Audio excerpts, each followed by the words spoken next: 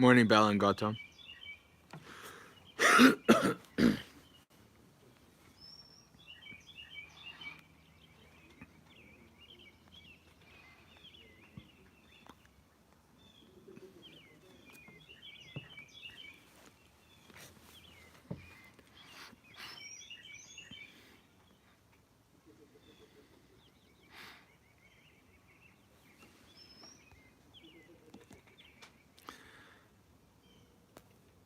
Morning, Reed.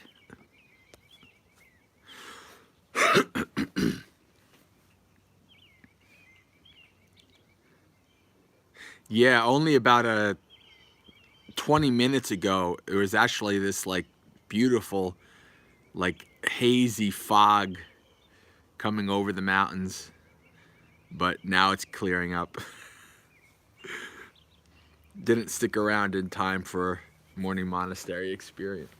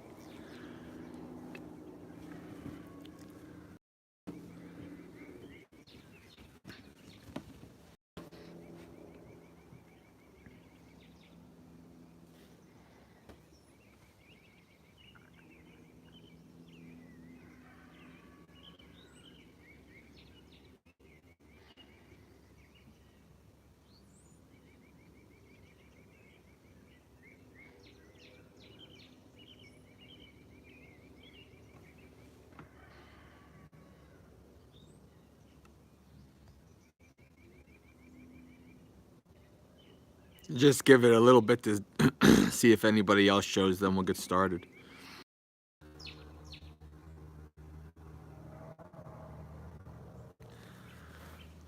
10 for the precepts. Homage to the sublime one, the worthy one, the fully enlightened one. Homage to the sublime one, the worthy one. Homage to the sublime one, the worthy one, the fully enlightened one. I go to the Buddha for refuge. I go to the Dhamma for refuge. I go to the Sangha for refuge. A second time I go to the Buddha for refuge.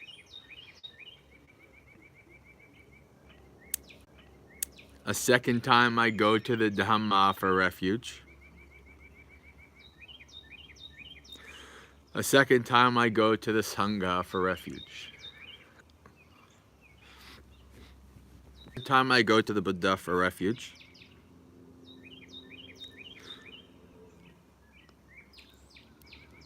A third time I go to the Dhamma for refuge. A third time I go to the Sangha for refuge.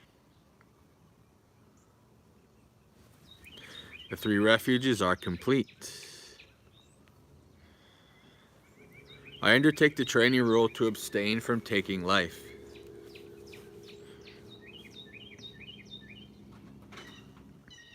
I undertake the training rule to abstain from taking what is not given. I undertake the training rule to abstain from sexual misconduct. I undertake the training rule to abstain from false speech. I undertake the training rule to abstain from intoxicating drinks and drugs causing heedlessness.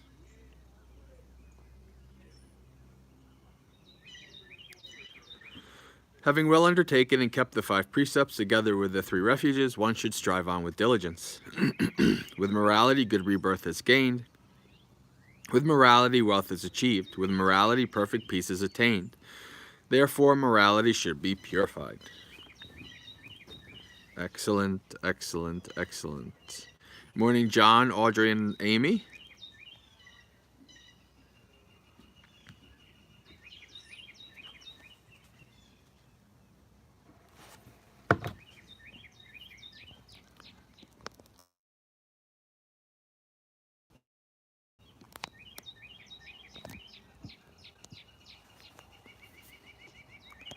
Okay, so now page 24, I believe. Yeah, 24.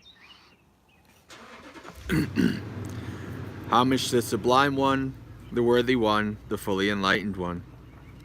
Homage to the Sublime One, the Worthy One. Homage to the Sublime One, the Worthy One, the Fully Enlightened One. Such indeed is the Sublime One, worthy, perfectly enlightened, perfect in true knowledge and conduct, well gone, knower of the world, supreme trainer of persons to be tamed, teacher of gods and humans, enlightened and exalted. Well expounded is the Dhamma by the Sublime One, to be realized by the wise. The order of the Sublime One's disciples is practicing well.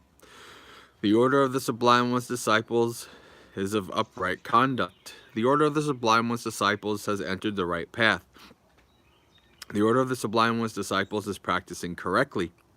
That is, the 4 pairs of persons, the 8 kinds of individuals. This order of the Sublime One's disciples is worthy of offerings and hospitality, worthy of gifts and salutation, supreme field of merit for the world. The Buddha, well purified, with ocean-like compassion, possessed of the eye of knowledge, completely purified, destroyer of the evils and corruption of the world. I revere that Buddha with devotion. Homage to you, so nobly bred. Homage to you amongst men supreme. Peerless are you in all the world. May all homage be given to you. The teacher's Dhamma, like a lamp, divided into path, fruition, and the deathless, both itself transcendent and showing the way to that goal. I revere that Dhamma with devotion.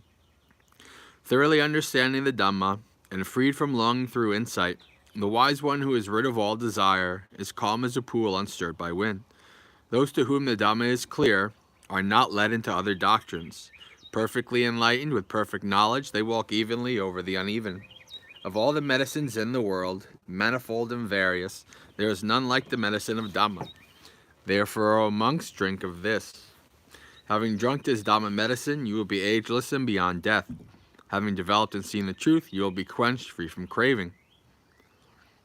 The Sangha, called the field better than the best, who have seen peace, awakening after the Buddha's good way, who have abandoned attachment, the noble ones, the wise. I revere that Sangha with devotion. Happy is the arising of the Buddhas. Happy is the teaching of the true Dhamma. Happy is the unity of the Sangha. Happy is the discipline of the united ones. They go to many a refuge, those who have been struck by fear. They go to the mountains and forests, to parks and trees and shrines. But none of these is a secure refuge. None is the refuge supreme. Not by relying on such a refuge can one be freed from all suffering.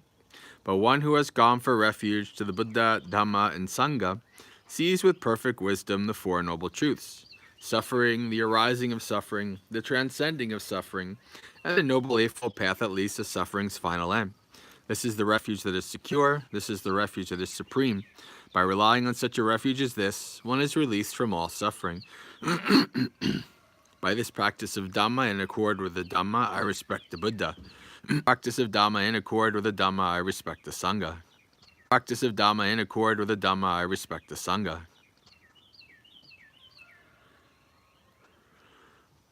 All actions are led by the mind. Mind is their master, mind is their maker of the ox. All actions are led by the mind. Mind is their master, mind is their maker. Actors speak with a pure state of mind. Then happiness follows, as your shadow follows you without departing. Impermanent are all conditioned things, affected by rising and falling away. Having arisen, they then must cease. Blissful is it when they subside. Abstaining from all evil, doing what is good, cleansing one's mind. This is the teaching of all the Buddhas. Patience is the highest practice. Nibbana is supreme, say the Buddhas. A mendicant does not harm others. A recluse oppresses no one. Not insulting, not harming, restrained according to the moral code, moderating in food, dwelling in solitude, engaging in higher mental development. This is the teaching of all the Buddhas. By the blessings that have arisen from my practice, may my venerable preceptors and teachers who have helped me, mother, father, and relatives, male and female rulers, worldly powers, virtuous human beings, higher beings, demons, and high gods, guardian deities of the world, celestial beings, the Lord of Death, friendly people, indifferent and hostile, may all beings be well. May the skillful deeds done by me bring you threefold bliss. May this quickly bring you to the deathless. By means of this meritorious deed, through this aspiration, may I quickly attain the cutting off of craving and clinging. Whatever faults I have until I am liberated, may they quickly perish. Wherever I am born, may there be an upright mind, mindfulness and wisdom, austerity and vigor. May no harmful influences weaken my efforts. The Buddha is the unsurpassed protector. Dhamma is the supreme protection. Peerless is the silent Buddha. A Sangha is my true refuge. By the power of these exalted ones, may I rise above all defilements. By means of this meritorious deed, may I never join with the foolish. May I join always with the wise until the time I attain Nibbana. May the suffering be free from suffering. May the fear-struck be free from fear. May the grieving be free from grief. So too may all beings be. From the highest realm of existence to the lowest, may all beings arisen in these realms, with form and without form, with perception and without perception, be released from all suffering and attain to perfect. Excellent, excellent, excellent. All right, so the final page, Marananusati, reflection on contemplation of death, page 249. Yatapi sela vipula nabhang atapata samanta anupariyeyong nipotenta Chatudisa evang jara cha machu cha adhivatanti panino kattiye brahmane vese suddhe chandala pukuse nakinchi parivajjeti sabbang eva bimadyati natatta hatta hattinang bhumena sakka jetung dahenava tasmahi pandito poso sampassang atang atano buddhe dhamme cha sanghe cha dhiro saddang nivesaye yo dhammachari kayena vachayo uddha cetassa iddhaiva nang pasamatti pecha sagge pamodati. Now the English.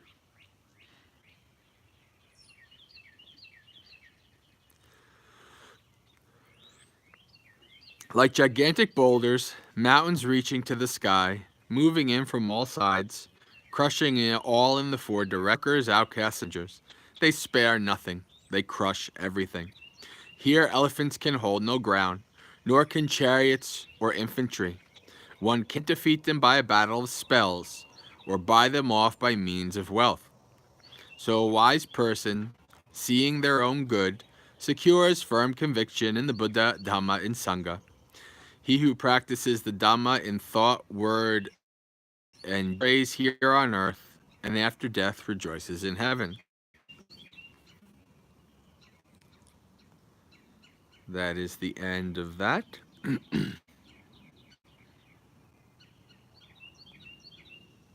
Tomorrow we're gonna go through the section for like sharing of merits and various other chants, some of which are from Abhayagiri. These things are often not really known by Westerners, right? But very common for people who are born Buddhists to understand and know these things. So now we'll go to our thought of the day, which is going to be 93 and 94.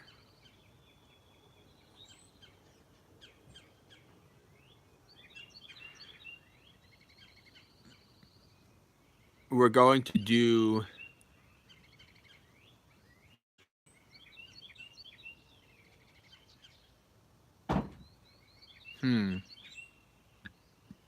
I think we'll just do the next quatrain just by itself. We did the first one yesterday, now the next. Sukhi bhaveyang nidukko ayang nichang ahang viya Hitta cha me suki hontu majjata cha hata vereno. Be happy for your suffering. And always, like myself, may my friends, neutral persons, and the hostile be happy too. Oh, we have a visitor. That's Earl. Earl has come to listen to the Dhamma. Okay. So this is, I think this is where the idea for the, I'm not going to say traditional, but probably the most common comes from, right?